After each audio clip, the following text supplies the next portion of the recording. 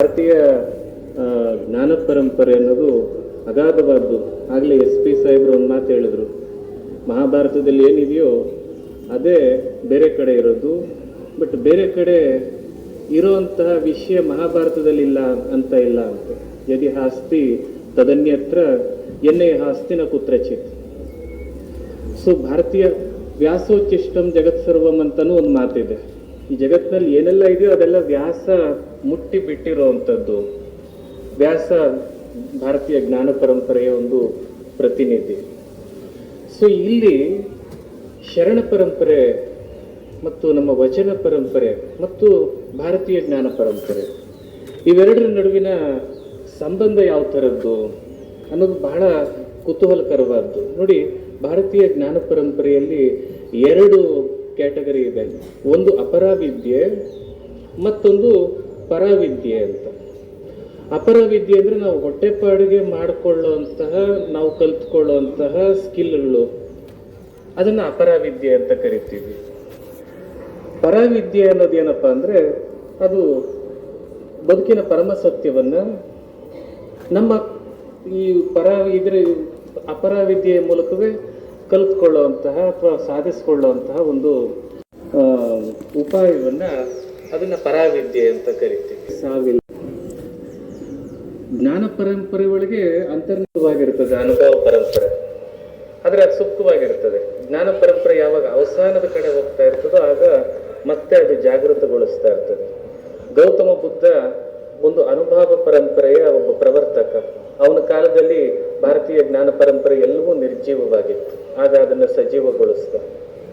12ನೇ ಶತಮಾನದಲ್ಲಿ ಭಾರತೀಯ ಜ್ಞಾನ ಪರಂಪರೆ ಅನ್ನೋದು ಪೂರ್ತಿಯಾಗಿ ನಿರ್ಜೀವವಾಗಿತ್ತು. ಅದರಿಂದ ನೀವು ನೋಡಿ, ಕರ್ನಾಟಕದಲ್ಲಿ ಹೇಗೆ ವಚನ ಚಳವಳಿ ಹುಟ್ಟುಕೋತೋ ಅದೇ ಸಂದರ್ಭದಲ್ಲಿ ಉತ್ತರ ಭಾರತದಲ್ಲೂ ಕೂಡ ಇಂಥದ್ದೇ ಒಂದು ಭಕ್ತಿ ಚಳವಳಿ ಹುಟ್ಟಿತು. ಅದೇ ಕಾಲಘಟ್ಟದಲ್ಲಿ ಒರಿಸ್ಸಾದಲ್ಲೂ ಕೂಡ ಆಯಿತು. ಅದೇ ಕಾಲಘಟ್ಟದಲ್ಲಿ ಬಂಗಾಳದಲ್ಲೂ ಕೂಡ ಆಯಿತು. ಕಬೀರು, ಗೋರಕ್ಷನಾಥ, ಇಡೀ ಭಾರತದಾದ್ಯಂತ ಒಂದು ಅನುಭವ ಪರಂಪರೆ ಅನ್ನೋದು ಹುಟ್ಟುಕೋತು. ಕರ್ನಾಟಕದಲ್ಲಿ ಅದು ನಮ್ಮ ಶರಣರು ಅಂತ ಒಂದು ಅನುಭವ ಪರಂಪರೆಗೆ ಒಂದು ಇದಾಗಿತ್ತು. ಸೊ ಅಂದರೆ ಇಡೀ ಭಾರತ ದೇಶದ ಜ್ಞಾನ ಪರಂಪರೆಗೆ ಅವಸಾನದ ಒಂದು ಇದರಲ್ಲಿತ್ತು ಅನ್ನುವಂಥ ಒಂದು ವಿಚಾರ ಈ ನಮ್ಮಲ್ಲಿ ಯಾಕೆಂದ್ರೆ ಯಾವುದು ಅಕಾರಣವಾಗಿ ಹುಟ್ಕೊಳ್ಳಲ್ಲ, ನಮಗೆ ಗೊತ್ತಾಗಲ್ಲ ಅಷ್ಟೇ ಅದಕ್ಕೆ ಏನು ಕಾರಣ ಅಂತ. ಕಾರಣ ಇರ್ತದೆ, ಆದರೆ ಆ ಕಾರಣವನ್ನು ಶೋಧಿಸಬೇಕು. ಯಾತಕ್ಕೆ ನಮ್ಮಲ್ಲಿ ಶರಣರು ಹುಟ್ಕೊಂಡ್ರು, ಯಾತಕ್ಕೆ ವಚನ ಸಾಹಿತ್ಯ ಹುಟ್ಟಿತು ಅಂದರೆ ಅದ್ರ ಹಿಂದೆ ಬಲವಾದ ಕಾರಣ ಇರ್ತದೆ, ಬಲವಾದ ಪ್ರೇರಣೆ. ಬುದ್ಧ ಹುಟ್ಟಿದಾಗಲೂ ಅಷ್ಟೇ, 5000 ವರ್ಷಗಳ ಹಿಂದೆ ಬುದ್ಧ ಹುಟ್ಟಿದಾಗ ಆಗ ಇಂಡಿಯಾ ದೇಶದಲ್ಲಿ ಮಹಾವೀರನ್ನು ಹುಟ್ಟಿದ ಭಾರತೀಯ ಜ್ಞಾನ ಪರಂಪರೆಯನ್ನು ಪುನರುಜ್ಜೀವನಗೊಳಿಸಲಿಕ್ಕೆ. ಅದೇ ಕಾಲಘಟ್ಟದಲ್ಲಿ ಮಕಲಿ ಗೋಶಾಲ ಹುಟ್ಟುಕೊಂಡ, ಸಂಜಯ್ ವಿಲೇತಿಪುತ್ತ ಅಂತ, ಅವರೆಲ್ಲರೂ ಕೂಡ ಈ ಥರದ ಒಂದು ಬುದ್ಧನ ಒಂದು ಅನುಭವ ಪರಂಪರೆಯೇ. ಬಟ್ ನಮಗೆ ಬುದ್ಧ ಹೈಲೈಟ್ ಆಗ್ತಾನೆ, ಟೆಕ್ಸ್ಟ್ ಬುಕ್ ಅಲ್ಲಿ ಬುದ್ಧನ ಕಲಿಸಿದ್ರು, ಹಾಗಾಗಿ ಬುದ್ಧನ ನಾವು ಇದು ಮಾಡ್ತೀವಿ. ಪಶ್ಚಿಮದಲ್ಲೂ ಕೂಡ ಸಾಕ್ರೆಟಿಸ್ ಹುಟ್ಕೊಂಡ, ಅವನು ಬುದ್ಧನ ಕಾಲದ ಸಮಕಾಲೀನ. ಸೊ ಆ ಕಾಲದಲ್ಲಿ 5000 ವರ್ಷಗಳ ಹಿಂದೆ ಇಡೀ ಜಗತ್ತಿನ ಜ್ಞಾನ ಪರಂಪರೆಗೆ ಒಂದು ಅವಸಾನಮುಖಿ ಆಗಿತ್ತು ಅನ್ನಿಸ್ತದೆ. ಅದರಿಂದ ನಾವು ಇತಿಹಾಸವನ್ನು ಅನುಭವದ ಇತಿಹಾಸವನ್ನು ಗಮನಿಸಿದಾಗಲೆಲ್ಲ ಒಂದು ಸಾಮಾನ್ಯವಾದಂಥ ಒಂದು ಅಂಶ ನಮಗೆ ಕಂಡು ಬರ್ತದೆ. ಏನಂದ್ರೆ, ಯಾವಾಗೆಲ್ಲ ಲೌಕಿಕ ಅನ್ನೋದೇ ಪ್ರಧಾನವಾಗಿ ಜ್ಞಾನ ಪರಂಪರೆ ಅನ್ನೋದು ನಾಶವಾದಾಗ ಅನುಭವ ಪರಂಪರೆ ಅನ್ನೋದು ಬಂದು ಮನುಷ್ಯ ಜಾತಿಗೆ ಸರಿದಾರಿಯನ್ನು ತೋರಿಸುವಂತಹ, ಒಟ್ಟಾರೆ ಜ್ಞಾನ ಶಿಸ್ತುಗಳನ್ನು ಸರಿದಾರಿಯಲ್ಲಿ ನಡೆಸುವಂತಹ ಒಂದು ಕೆಲಸವನ್ನ ಮಾಡ್ತದೆ. ಬಸವಣ್ಣನ ವಚನಗಳಲ್ಲಿ ಮತ್ತು ಇನ್ನು ಇತರ ಹಲವಾರು ವಚನಕಾರರ ವಚನಗಳಲ್ಲಿ ಈ ಭಾರತೀಯ ಜ್ಞಾನ ಪರಂಪರೆಯ ಕುರಿತು ಸಾಕಷ್ಟು ಉಲ್ಲೇಖಗಳನ್ನು ಕಾಣ್ತೀವಿ. ಓದಿಸುವ ಅಣ್ಣಗಳು ಎನ್ನ ಮಾತನಾಡ ಕಲಿಸಿದರಲ್ಲದೆ ಮನವ ಮಾತನಾಡಿಸ ಕಲಿಸಲಿಲ್ಲವಯ್ಯ.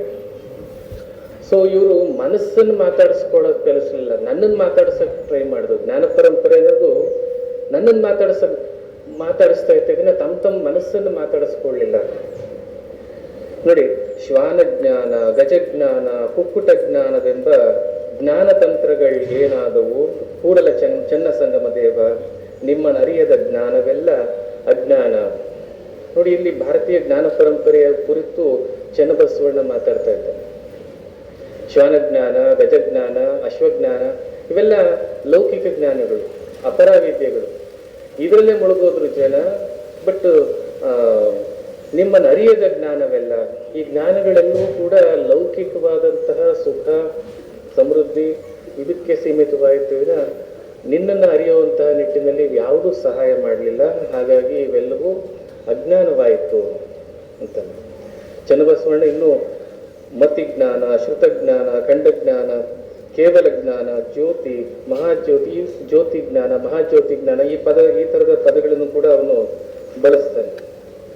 ಅಲ್ಲಮನದೊಂದು ಬಹಳ ಪ್ರಸಿದ್ಧವಾದ ವಚನ ಇದೆ, ಅಕ್ಷರದಲ್ಲಿ ಅಭ್ಯಾಸವ ಮಾಡಿ ಬರೆವ ತೊಡೆವ ಪರಿಯಂತೋ ಆದಿ ನಿರಾಳ, ಮಧ್ಯ ನಿರಾಳ, ಊರ್ಧ್ವ ನಿರಾಳ ಅಂತ ಅಲ್ಲಮನ ಬಹಳ ಪ್ರಸಿದ್ಧವಾದ ವಚನ ಇದೆ.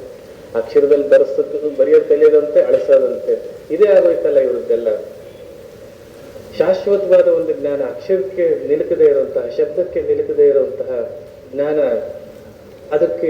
ಅದ್ರ ಕಡೆ ಯಾತಕ್ಕೆ ಇದನ್ನು ತಗೊಂಡು ಹೋಗ್ತಾ ಇಲ್ಲ ಅನ್ನುವಂಥ ಒಂದು ಪ್ರಶ್ನೆ ಈ ಒಂದು ಇದರಲ್ಲಿ ಅಲ್ಲಮನ ವಚನದಲ್ಲಿ ಕಾಣಿಸ್ತದೆ. ಸೊ ನಮ್ಮ ವಚನ ಚಳುವಳಿಯಲ್ಲಿ ನಮ್ಮ ಸಾಹಿತ್ಯದಲ್ಲಿ ಷಡ್ದರ್ಶನಗಳು ಅನ್ನೋ ಪದ ಪದೇ ಪದೇ ಬರ್ತದೆ. 6 ದರ್ಶನ ಅನಾಚಾರ ಹಿಡಿದವು, ಸುರೆಯ ಕುಡಿದವು, ಮಾಂಸವ ತಿಂದವು. 6 ದರ್ಶನ ಅನಾಚಾರ ಹಿಡಿದದಕ್ಕೆ ನಾನು ಅವಕ್ಕೆ ಗುರುವಾದೆ ಅಂತ ಅಲ್ಲಮಂದು ವಚನ ಇದೆ. 6 ದರ್ಶನಗಳು ಅನಾಚಾರ ಹಿಡಿದವು ಸರಿ. ಸುರೆ ಕುಡಿಯೋದು, ಮಾಂಸ ತಿನ್ನೋದು ಮನುಷ್ಯರಲ್ವೇ? ಶಾಸ್ತ್ರಗಳೆಲ್ಲಾದ್ರೂ ಸುರೆ ಕುಡಿತದೆಯೇ, ಮಾಂಸ ತಿಂತದೆಯೇ? ಅಲ್ಲಿ ಸುರೆ ಕುಡಿಯೋದು ಅಂದ್ರೆ ಅದು ವಿಸ್ಮೃತಿಗೆ ಸರಿಯೋದು, ಅಮಲಿಗೆ ಸರಿಯೋದು, ಅಜ್ಞಾನಕ್ಕೆ ಸರಿಯೋದು, ಅಪ್ರಜ್ಞಾವಸ್ಥೆಗೆ ಸರಿಯೋದು. ಮಾಂಸವ ತಿನ್ನೋದು ಅಂದ್ರೆ ಅದು ಅಹಂಕಾರವನ್ನು ಬೆಳೆಸ್ಕೊಳ್ಳೋದು ಅನ್ನುವಂಥ ಒಂದು, ಅದಕ್ಕೆ ಒಂದು ಲಕ್ಷ್ಯಾರ್ಥ ಅಂತ ಒಂದಿದೆ ವಚನಗಳಲ್ಲಿ. ವಾಚ್ಯಾರ್ಥ, ಲಕ್ಷ್ಯಾರ್ಥ, ವ್ಯಂಗ್ಯಾರ್ಥ ಅಂತ 3 ಸ್ತರದ ಅರ್ಥಗಳಿವೆ. ವಾಚ್ಯಾರ್ಥ ಅಂದ್ರೆ ಸುರೆ ಅಂದ್ರೆ ಹೆಂಡ, ಲಕ್ಷ್ಯಾರ್ಥ ಸುರೆ ಅಂದ್ರೆ ಅದು ವಿಸ್ಮೃತಿಗೆ ಸರಿಯೋದು ಅನ್ನೋದು ಲಕ್ಷ್ಯಾರ್ಥ. ವ್ಯಂಗ್ಯಾರ್ಥ ಅನ್ನೋದು ಒಂದಿದೆ, ಇವನು ಗುರುವಾದ ಅನ್ನೋದು ಅದಕ್ಕೆ ವ್ಯಂಗ್ಯಾರ್ಥ. ಸೊ ಹೀಗೆ ರಾಘವಾಂಕ ಮತ್ತು 6 ದರ್ಶನಗಳು, ನಾವು ಷಡ್ದರ್ಶನಗಳು ಅಂತೀವಿ, ಪೂರ್ವ ಮೀಮಾಂಸೆ, ಉತ್ತರ ಮೀಮಾಂಸೆ, ಸಾಂಖ್ಯ, ಯೋಗ, ನ್ಯಾಯ, ವೈಶೇಷಿಕ ಅಂತ. ಬಟ್ 12ನೇ ಶತಮಾನದ ಆ ಕಾಲಘಟ್ಟದಲ್ಲಿ ಬೇರೆ ಬೇರೆ 6 ಪಟ್ಟಿಗಳನ್ನು ಕೊಡ್ತಾರೆ. ತರ್ಕ, ವೇದಾಂತ, ಮೀಮಾಂಸಾ, ವ್ಯಾಕರಣ, ಧರ್ಮಶಾಸ್ತ್ರ ಅನ್ನೋ ಪದಗಳನ್ನ ಚನ್ನಬಸವಣ್ಣ ಕೊಡ್ತಾರೆ. ಅದರಿಂದ ನೀವು ನೋಡಿ ಗಮನಿಸಿ, ನಮ್ಮ ವಚನಕಾರರಲ್ಲಿ ವೇದದ ಮಂತ್ರಗಳನ್ನು ಉಲ್ಲೇಖಿಸ್ತಾರೆ, ಉಪನಿಷತ್ ಮಂತ್ರಗಳನ್ನು ಉಲ್ಲೇಖಿಸ್ತಾರೆ, ಸ್ಮೃತಿಗಳು, ಪುರಾಣಗಳು, ಆಗಮಗಳು ಎಲ್ಲವನ್ನೂ ಉಲ್ಲೇಖಿಸ್ತಾರೆ. ವೇದ ಶ್ರುತಿಗಳ ತಿಳಿಯಲರಿಯದೆ ವಾದವ ಮಾಡುವವರೆಲ್ಲ ಕೇಳಿ ಅಂತ ಬಸವಣ್ಣ ಹೇಳ್ತಾನೆ.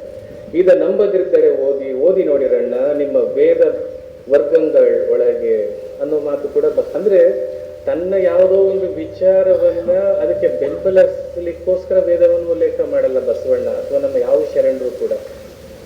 ನಾನೇನ್ ಹೇಳ್ತಾ ಇದ್ದೀನಿ ಅದನ್ನೇ ವೇದಗಳು ಹೇಳ್ತಾ ಇವೆ ನೋಡಿ ಅನ್ನೋ ಉದ್ದೇಶಕ್ಕಾಗಿ ಅವರು ಸಾಲುಗಳನ್ನ ಉಲ್ಲೇಖಿಸಲ್ಲ. ಇಲ್ಲಿ ಏನೋ ದೋಷ ಕಾಣ್ತಾ ಇದೆ ನನಗೆ, ಇದು ಹಾಗಲ್ಲ, ಹಿಂಗಾಗ್ಬೇಕು ಅನ್ನೋ ಒಂದು ಮರು ವಿಮರ್ಶೆ, ಮರು ಪರಿಶೀಲನೆಯ ಉದ್ದೇಶಕ್ಕಾಗಿ ನಮ್ಮ ವಚನಕಾರರು ಈ ವೇದಾಗಮ ಶಾಸ್ತ್ರಗಳನ್ನ ಬಳಸ್ತಾರೆ. ಯಾಕಂದ್ರೆ ಯೂಶಲಿ ಇಂಥ ವೇದಿಕೆ ಮೇಲೆ ಅಥವಾ ಯಾವುದೇ ಸಾಹಿತ್ಯ ರಚನೆ ಮಾಡುವಾಗ 2 ಉದ್ದೇಶ ಇರುತ್ತೆ. ಒಂದು, ತನ್ನ ವಿಚಾರಕ್ಕೆ ಬೆಂಬಲ ತಗೊಳ್ಳೋಕ್ಕೋಸ್ಕರ ಅವುಗಳನ್ನು ಉಲ್ಲೇಖ ಮಾಡೋದು. ಇನ್ನೊಂದು, ಇವನಿಗೆ ಎಷ್ಟೆಲ್ಲ ಜ್ಞಾನ ಇದೆಯಲ್ಲಪ್ಪ ಅಂತ ಪ್ರದರ್ಶನ ಮಾಡೋದು. ಇವೆರಡೂ ಕೂಡ ನಮ್ಮ ಶರಣರ ಆಶಯ ಆಗಿರಲಿಲ್ಲ. ತಮ್ಮ ಜ್ಞಾನ ಪ್ರದರ್ಶನಕ್ಕಾಗಿಯೂ ಅವ್ರು ಸಂಸ್ಕೃತ ಬಳಸಿದ್ದಲ್ಲ, ತಮ್ಮ ವಾದದ ಸಮರ್ಥನೆಗಾಗಿಯೂ ಕೂಡ ಅವರು ಸಂಸ್ಕೃತವನ್ನು ಬಳಸಿದ್ದಲ್ಲ. ಅವ್ರು ಸಂಸ್ಕೃತವನ್ನ ಅಥವಾ ಸಂಸ್ಕೃತ ಭಾಷೆಯಲ್ಲಿರುವ ಶಾಸ್ತ್ರ ವಾಕ್ಯಗಳನ್ನ ಅವ್ರು ಯಾತಕ್ಕೆ ಬಳಸಿದ್ರಪ್ಪ ಅಂದ್ರೆ ಅದನ್ನ ವಿಮರ್ಶೆ ಮಾಡಲಿಕ್ಕೆ, ಮರು ವಿಮರ್ಶೆಗೆ ಒಳಪಡಿಸ್ಲಿಕ್ಕೆ. ಅದರಲ್ಲೂ ಬಹಳ ಹೆಚ್ಚು ಆತದ ಪ್ರಯೋಗ ನಿಮ್ಮ ಕಾಣೋದು ಉರಿಲಿಂಗ ಪೆದ್ಯೆಯಲ್ಲಿ. ಅವನ್ ಬಿಟ್ರೆ ಚನ್ನಬಸವಣ್ಣ ಮತ್ತು ಆದಯ್ಯರ ವಚನಗಳಲ್ಲೂ ಕೂಡ ನೀವು ಸಾಕಷ್ಟು ಭಾರತೀಯ ಜ್ಞಾನ ಪರಂಪರೆಯನ್ನ ವಿಮರ್ಶೆ ಮಾಡುವಂತಹ ಪ್ರಯತ್ನಗಳನ್ನ ನೀವು ನೋಡ್ತೀರಿ. ಅದರಲ್ಲಿ ಪ್ರತಿ ವಚನದಲ್ಲೂ ಅವರು ಎಲ್ಲಾ ತರದ, ಇದು ಬರೀ ನಾನಾಗ್ಲೇ ಹೇಳಿದ್ನಲ್ಲ, ಜೀಸಸ್ ಕ್ರೈಸ್ಟ್ ಕೂಡ ಒಂದು ಅನುಭವ ಪರಂಪರೆ ಅವನ ಕಾಲದಲ್ಲಿ ಜೆರುಸಲೆಂನಲ್ಲಿ ಒಂದು ಎಂಟೈರ್ ಯಹೂದಿ ಧರ್ಮ ಅದರ ಜ್ಞಾನ ಪರಂಪರೆ ಅವಸಾನಕ್ಕೆ ಹೋಗಿತ್ತು. ಅದರಿಂದ ಜೀಸಸ್ ಕ್ರೈಸ್ಟ್ ಬಂದು ಅನುಭವದ ಸ್ಪರ್ಶವನ್ನ ನೀಡಿದ. ನಿಕೋಡಮಸ್ ಅಂತ ಬೈಬಲಲ್ಲಿ ಬರುತ್ತದೆ, ಒಬ್ಬ ದೊಡ್ಡ ಹೀಬ್ರು ಪಂಡಿತ ಮಧ್ಯರಾತ್ರಿ ಬಂದು ಬಾಗಿಲು ತಡ್ತಾ ಇದ್ದಂತೆ. ವಯಸ್ಸಾದವನವನು. ಜೀಸಸ್ ಇನ್ನೂ 30 ವರ್ಷ, ನನಗೊಂದು ಸ್ವಲ್ಪ ಶಾಸ್ತ್ರಜ್ಞಾನ ಹೇಳ್ಕೊಡು. ಇಷ್ಟೊತ್ತಿನಲ್ಲಿ ಯಾಕೆ ಬಂದೆ? ಬೇರೆಯವ್ರಿಗೆ ಗೊತ್ತಾಗ್ಬಿಟ್ರೆ ಬಾಗ್ಲೊತ್ನಲ್ಲಿ ನಿನ್ನ ಮನೆಗೆ ಬಂದ್ರೆ ಈ ನಿಕೋಡಮಸ್ಸು, ಯಾಕಂದ್ರೆ ಇಡೀ ಜೆರುಸಲೆಂನಲ್ಲಿ ಅವ್ನು ಬಹಳ ದೊಡ್ಡ ಜ್ಞಾನಿ. ಅದರಿಂದ ಜನಕ್ಕೆ ಗೊತ್ತಾಗದ್ ಬೇಡ, ಸೀಕ್ರೆಟ್ ಆಗಿ ನಿನ್ನ ಹತ್ರ ಕಲ್ತ್ಕೊಳ್ಳೋಣ ಅಂತ ಬಂದೆ ಅಂತ ಪ್ರತಿನಿತ್ಯ ಜೀಸಸ್ ಹತ್ರ ಬಂದು ರಾತ್ರಿ ಹೊತ್ತು ಅವೇಳೆಯಲ್ಲಿ ಯಾರಿಗೂ ಗೊತ್ತಾಗದಾಗೆ ಕಲ್ತ್ಕೊಂಡು ಹೋಗ್ತಾ ಇದ್ನಂತೆ. ಬುದ್ಧ, ಮಹಾವೀರ ಇವರೆಲ್ಲರೂ ಕೂಡ ನೋಡಿ, ನಮ್ಮ ವಚನಕಾರರು ಕೂಡ ಅಷ್ಟೇನೆ ಕನ್ನಡ ಬಳಸಿದ್ರು. ಅದು ಸರಳವಾದ ಕನ್ನಡ ಬಳಸಿದ್ರು, ಸಣ್ಣ ಮಕ್ಕಳಿಗೆ ಅರ್ಥ ಆಗುವಂತ ಕನ್ನಡ ಬಳಸಿದ್ರು. ಜ್ಞಾನ ಪರಂಪರೆ ಅನ್ನೋದು ಹಾಗಲ್ಲ, ಯಾರಿಗೂ ಅರ್ಥ ಆಗದೆ ಇರುವಂತಹ, ಸಾಮಾನ್ಯರಿಗೆ ತಿಳಿಲೇಬಾರದು ಅನ್ನೋ ಥರದಲ್ಲಿ ಅವ್ರು ರಚನೆ ಮಾಡ್ತಾ ಇದ್ರು. ಬಟ್ ಎಲ್ಲ ಅನುಭವ ಸಾಹಿತ್ಯ ನನ್ನ ನೋಡಿ ಒಂದು ಎಲ್ಲ ಅನುಭವ ಪರಂಪರೆ ಹುಟ್ಟಿದ್ದು ಜ್ಞಾನ ಪರಂಪರೆಯ ಒಂದು ಅವಸಾನದ ಸಂದರ್ಭದಲ್ಲಿ, ಮತ್ತು ಎಲ್ಲ ಅನುಭವ ಪರಂಪರೆಗಳು ಮಾತನಾಡಿದ್ದು ಸಾಮಾನ್ಯ ಜನಕ್ಕೂ ಅರ್ಥ ಆಗೋ, ಸಣ್ಣ ಮಕ್ಕಳಿಗೂ ಅರ್ಥ ಆಗುವಂತಹ ಸರಳವಾದ ಭಾಷೆಯಲ್ಲಿ. ಬುದ್ಧ ಪಾಳಿಯಲ್ಲಿ ಮಾತಾಡ್ದ, ಮಹಾವೀರ ಪ್ರಾಕೃತದಲ್ಲಿ ಮಾತಾಡ್ದ. ಅವರೆಲ್ಲ ಅವಸಾನವಾದ್ಮೇಲೆ ಅವ್ರ ನಂತರ ಬಂದವರು ಬುದ್ಧನ ಎಲ್ಲಾನು ಕೂಡ ಮತ್ತೆ ಜಟಿಲವಾದ ತರ್ಕಜಾಲದೊಳಗಡೆ ಜಟಿಲವಾದಂತಹ ತಾತ್ವಿಕ ಪಾರಿಭಾಷಿಕ ಪದಗಳಲ್ಲಿ ಅದನ್ನ ಇಟ್ಬಿಟ್ರು. ಸೊ ನಮ್ಮ ವಚನಕಾರರು ಭಾರತೀಯ ಜ್ಞಾನ ಪರಂಪರೆಯನ್ನ ಎಷ್ಟು ವಿಸ್ತಾರವಾಗಿ ಮಾಡಿದ್ರು, ಅದಕ್ಕೆ ಅನುಭವ ಮಂಟಪವೇ ಸಾಕ್ಷಿ. ಅಲ್ಲಿ ಎಲ್ಲಾ ತರದ ಜ್ಞಾನ ಪರಂಪರೆಯ ಕುರಿತಾದಂತಹ ಚರ್ಚೆ ನಡೀತಾ ಇತ್ತು. ಅದನ್ನ ಅನುಭವ ಮಂಟಪ ಅಂತ ಕರೀತಾ ಇರ್ಲಿಲ್ಲ, ಗೋಷ್ಠಿ ಅಂತ ಕರೀತಾ ಇದ್ರು. ಯಾಕೆಂದ್ರೆ ನಮ್ಮ ಯಾವುದೇ ವಚನಕಾರರ ಯಾವ ವಚನದಲ್ಲೂ ಅನುಭವ ಮಂಟಪ ಅನ್ನೋದಿಲ್ಲ. ಅನಂತರ ಬಂದಂತಹ ಶರಣರ ಭಕ್ತರು, ಶರಣರ ಅನುಯಾಯಿಗಳು ಅದಕ್ಕೆ ಅನುಭವ ಮಂಟಪ ಅನ್ನೋ ಹೆಸರನ್ನು ಕೊಟ್ಟರು. ಬಟ್ ನಮ್ಮ ಬಸವಣ್ಣನ ವಚನಗಳಲ್ಲೆಲ್ಲೂ ಕೂಡ ಅಲ್ಲಮನ ಅಥವಾ ಯಾವುದೇ ಪ್ರಸಿದ್ಧ ವಚನಕಾರರ ವಚನದಲ್ಲಿ ಅನುಭವ ಮಂಟಪ ಅನ್ನೋದಿಲ್ಲ, ಗೋಷ್ಠಿ ಅಂತ ಇದೆ. ಗೋಷ್ಠಿ ಅಂದ್ರೂ ಅಷ್ಟೇ, ಅನುಭವ ಮಂಟಪ ಅಂದ್ರೂ ಅಷ್ಟೇ. ಅಲ್ಲಿ ನಡೀತಾ ಇದ್ದಿದ್ದು ಒಂದೇ, ಜ್ಞಾನ ಮೀಮಾಂಸೆಯ ಒಂದು ಪೋಸ್ಟ್ ಮಾರ್ಟಮ್. ಯಾಕೆಂದ್ರೆ ಸತ್ತೋದವ್ರು ಅಂತಾನೆ ಪೋಸ್ಟ್ ಮಾರ್ಟಮ್ ಮಾಡೋದು. ಸೊ ಎಲ್ಲ ಜ್ಞಾನ ಮೀಮಾಂಸೆಯ ಒಂದು ಪೋಸ್ಟ್ ಮಾರ್ಟಮ್ ಅಲ್ಲಿ ನಡೀತಾ ಇತ್ತು. ನೋಡಿ, ಒಂದು ವಚನ ಇದೆ, ಪ್ರಭುವಿನ ವಾದದಿಂದ ವೈರಾಗ್ಯ ಸಂಪತ್ತು, ಬಸವನ ವಾದದಿಂದ ಭಕ್ತಿಯ ಸಂಪತ್ತು, ಚನ್ನಬಸವಣ್ಣನ ವಾದದಿಂದ ಶಿವಪ್ರಸಾದ ಸಂಪತ್ತು, ಮೂಡಿಗಯ್ಯನ ವಾದದಿಂದ ದಾಸೋಹ ಸಂಪತ್ತು, ನೀಲಮ್ಮನ ವಾದದಿಂದ ಲಿಂಗ ಪೂಜೆ ಸಂಪತ್ತು, ನಾಗಮ್ಮನ ವಾದದಿಂದ ಮಹತ್ವದ ಸಂಪತ್ತು. ಇದು ಕಾರಣ ಕಿನ್ನರ ತ್ರಿಪುರಾಂತಕ ಸಾಕ್ಷಿಯಾಗಿ ಪ್ರಮಥರ ನುಡಿಯಲ್ಲಿ ಬೇಸರ ಬರದು. ನಮ್ಮ ಪ್ರಮಥರ ನುಡಿಯಲ್ಲಿ ಬೇಸರ ಬರದು ಅಂದ್ರೆ, ಬರದು ಅಂದ್ರೆ ನಿರ್ಜೀವವಾದ ಮಾತುಗಳಿಲ್ಲ ಅವರಲ್ಲೆಲ್ಲವೂ ಕೂಡ ಜೀವಂತವಾದ ಒಂದು ವಾಕ್ಯಗಳೇ ನಮಗೆ ಸಿಗ್ತದೆ. ನಂತರ ಬಂದವರು ಇಲ್ಲ ಅನುಭವ ಮಂಟಪ ಅನ್ನೋದು ಫಸ್ಟ್ ನೀಲಮ್ಮನ ಒಂದು ವಚನದಲ್ಲಿ ಒಂದೇ ಒಂದು ಸಾಲಿ ಅನುಭವ ಮಂಟಪ ಅನ್ನೋದು ಬರ್ತದೆ. ಅದು ಪ್ರಕ್ಷೇಪ ವಚನ ಇರಬಹುದು ಅಂತ ಆರ್ಸಿ ಹಿರೇಮಠರು ಮುಂತಾದವರು ಹೇಳ್ತಾರೆ. ಬಟ್ ನಮ್ಮ ಶರಣರು ಆ ಥರದ ಜ್ಞಾನ ಪರಂಪರೆಯನ್ನು ಕುರಿತು ಚರ್ಚಿಸುವಂತಹ ಗೋಷ್ಠಿಗಳು ನಡೆಸ್ತಾ ಇದ್ರು ಅನ್ನೋದಕ್ಕೆ ನಮ್ಮ ವಚನಗಳಲ್ಲಿ ಇದಲ್ಲದೆ ಇಂಥ ಸಾಕಷ್ಟು ಪ್ರಮಾಣಗಳು ಸಿಗ್ತದೆ. ಗಣತಿಂಥಿಣಿ ಅನ್ನೋ ಪದ ಬರ್ತದೆ. ಜಂಗಮ ಪ್ರಾಣಿ, ಬಸವಣ್ಣನ ಜಂಗಮ ಪ್ರಾಣಿ ಅಂತ ಕರೀತಾ ಇದ್ರು.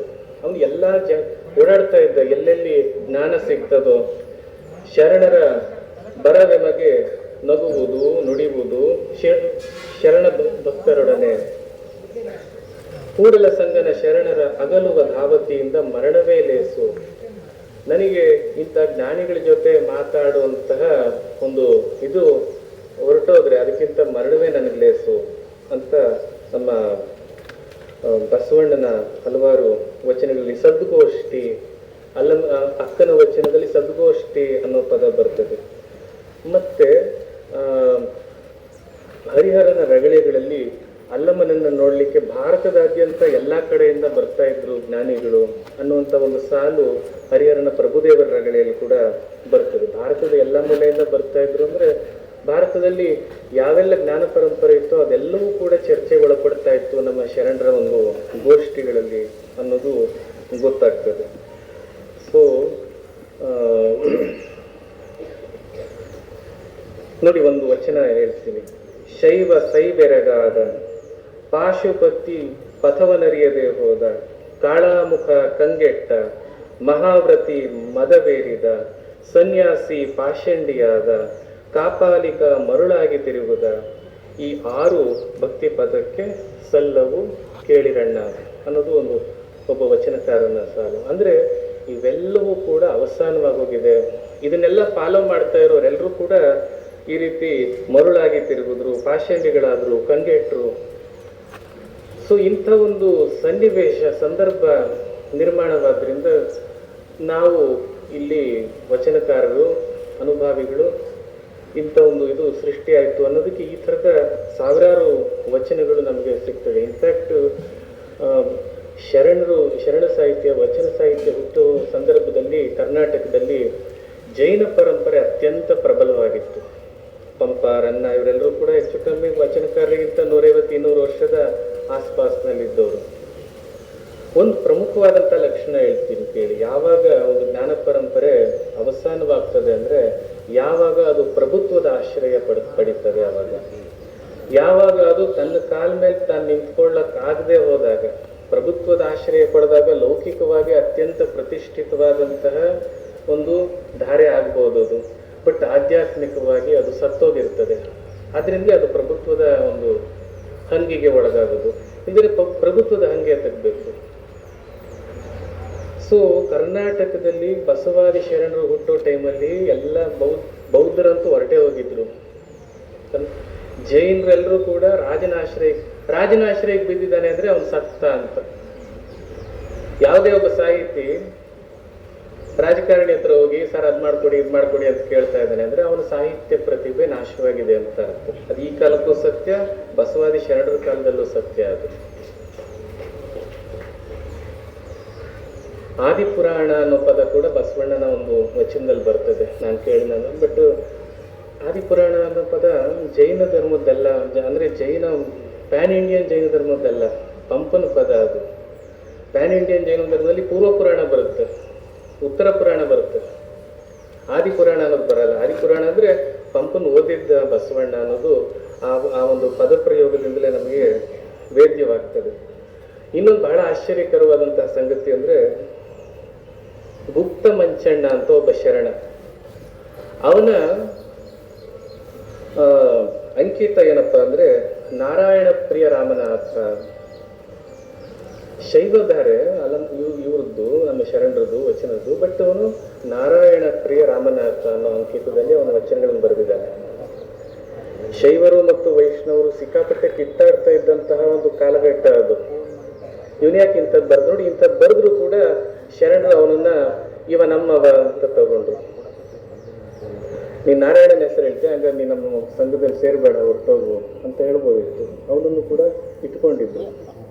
ಇನ್ಫ್ಯಾಕ್ಟ್ ಶಿವ ಧ್ಯಾನ ಮಾಡ್ತಾನಲ್ಲ, ನಾರಾಯಣ ವಿಷ್ಣುವಿನ ಪರಮ ಭಕ್ತ ಅಂತ ಒಂದು ಪುರಾಣದಲ್ಲಿ ಒಂದು ಮಾತು ಬರ್ತದೆ. ನಾರಾಯಣ ಪ್ರಿಯ ರಾಮನಾಥ ಅಂದ್ರೆ ನಾರಾಯಣ ಯಾತಕ್ ಪ್ರಿಯ ಅಂದ್ರೆ ಅವನು ಯಾತಕ್ ಪ್ರಿಯ ಆದ ಅಂದ್ರೆ ನಾರಾಯಣ ಶಿವನ ಭಕ್ತ, ಶಿವ ನಾರಾಯಣನ ಭಕ್ತ. ರಾಮ ಮಂತ್ರವ ಜಪಿಸೋ ಅಂತ ಕೀರ್ತನಕಾರರಲ್ಲಿ ಬರ್ತದೆ. ಸೋಮಶೇಖರ ತನ್ನ ಸತಿಗೆ ಹೇಳಿದ ಮಂತ್ರ ರಾಮ ಮಂತ್ರವ ಜಪಿಸೋ. ಶಿವ ತನ್ನ ಹೆಂಡತಿಗೆ ಕಿವಿಯಲ್ಲಿ ಹೇಳ್ತಾನಂತೆ ಒಂದು ಮಂತ್ರವನ್ನ. ಏನದು ಮಂತ್ರ ಅಂದ್ರೆ ವಿಷ್ಣುವಿನ ಜಪ ಮಾಡುವಂತ. ವಿಷ್ಣು ಶಿವನ ಭಕ್ತ, ಶಿವ ವಿಷ್ಣುವಿನ ಭಕ್ತ. ಈ ತರದ ಒಂದು ಸಾಮರಸ್ಯದ ಒಂದು ನೆಲೆ ಕೂಡ ಇದೆ ಶೈವ ಮತ್ತು ವೈಷ್ಣವ ಪರಂಪರೆಗಳಲ್ಲಿ. ಆದ್ರೆ ಅವೆರಡನ್ನ ವಿರುದ್ಧವಾಗಿ ನೋಡುವಂತಹ ಒಂದು ಪ್ರವೃತ್ತಿ ಯಾವಾಗ ಜ್ಞಾನ ಮೀಮಾಂಸೆಗಳು ಸಾಯ್ತವೋ ಆಗ ಈ ತರದ ವಿಧ್ವಂಸಕವಾದಂತಹ ಒಂದು ಇದು ಬರುತ್ತದೆ. ಅದರಿಂದ ಇವತ್ತು ನಮ್ಮ ಯೂನಿವರ್ಸಿಟಿಗಳಲ್ಲಿ ಒಂದು ಇಂಡಿಯನ್ ನಾಲೆಜ್ ಸಿಸ್ಟಮ್ ಅನ್ನೋದನ್ನ ಇಂಟ್ರೊಡ್ಯೂಸ್ ಮಾಡುವಂತಹ ಒಂದು ಕೆಲಸ ನಡೀತಾ ಇದೆ.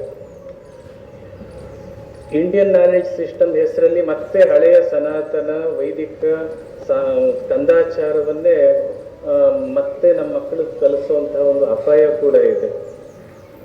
ಇಂಥ ಒಂದು ಸಂದರ್ಭದಲ್ಲಿ ಇಂಡಿಯನ್ ನಾಲೆಡ್ಜ್ ಸಿಸ್ಟಮ್ ಒಳಗಡೆ ವಚನ ಸಾಹಿತ್ಯವನ್ನ ನಾವು ಮಕ್ಕಳಿಗೆ ಇನ್ನೂ ಹೆಚ್ಚು ವ್ಯಾಪಕವಾಗಿ, ಇನ್ನೂ ಹೆಚ್ಚು ಅರ್ಥಪೂರ್ಣವಾಗಿ ಪರಿಚಯಿಸಬೇಕಾದಂತಹ ಒಂದು ಅಗತ್ಯ ಇದೆ.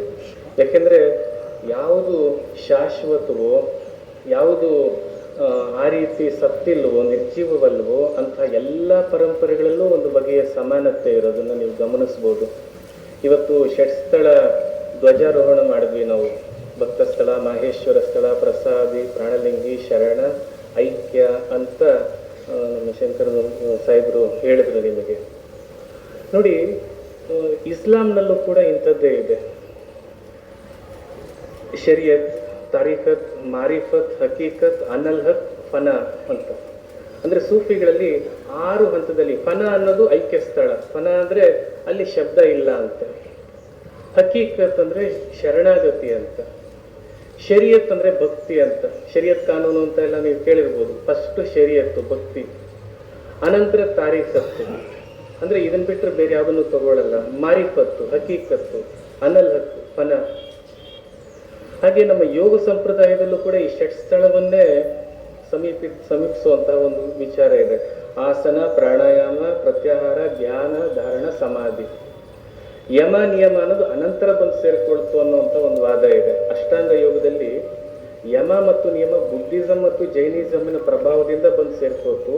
ಮೂಲ ಯೋಗಶಾಸ್ತ್ರ ಶುರುವಾಗದೆ ಆಸನದಿಂದ, ಯಮ ನಿಯಮ ಇರಲಿಲ್ಲ ಅನ್ನುವಂಥ ವಾದವೂ ಇದೆ. ಸೊ ಅಲ್ಲೂ ಅಗೇನವಾಗ ಯೋಗಶಾಸ್ತ್ರದಲ್ಲೂ ಕೂಡ ಇದೇ ಷಟ್ಸ್ಥಳದ ಒಂದು ಪರಿಕಲ್ಪನೆಯ ಬೇರೆ ಥರದಲ್ಲಿ. ಸ್ಥಿರಂ ಸುಖಂ ಆಸನಂ. ಆಸನ ಅಂದರೆ ಅದೇ ಮೊದಲನೇ ಸ್ಥಳ ಅದು ಯೋಗದಲ್ಲಿ. ಆಸನ ಅಂದರೆ ಆರಾಮ ಕೂತ್ಕೊಳ್ಳೋದು. ಭಕ್ತಿ ಅನ್ನೋದು ಅದೇ ಸೆಟ್ಲ್ ಆಗೋದು. ಫಸ್ಟ್ ಭಕ್ತಿ, ಅಲ್ಲಿಂದ ಶುರುವಾಗೋದು. ಸಮಾಧಿ ಅಂತಾರೆ ನಾವು ಐಕ್ಯ ಅಂತೀವಿ ಶರಣರು. ಸೊ ಹೀಗೆ ಬುದ್ಧನ ಆರ್ಯ ಅಷ್ಟಾಂಗ ಮಾರ್ಗ ಅಂತ ಇದೆ. ಅದರಲ್ಲೂ ಕೂಡ ಬುದ್ಧ ಸಮ್ಯಕ್ ದೃಷ್ಟಿ, ಸಮ್ಯಕ್ ಸಂಕಲ್ಪ, ಸಮ್ಯಕ್ ವಾಕ್, ಸಮ್ಯಕ್ ಆಜೀವ, ಸಮ್ಯಕ್ ಕರ್ಮ ಅಂತ, ಸಮ್ಯಕ್ ಸ್ಮೃತಿ, ಸಮ್ಯಕ್ ಸಮಾಧಿ ಅಂತ 8.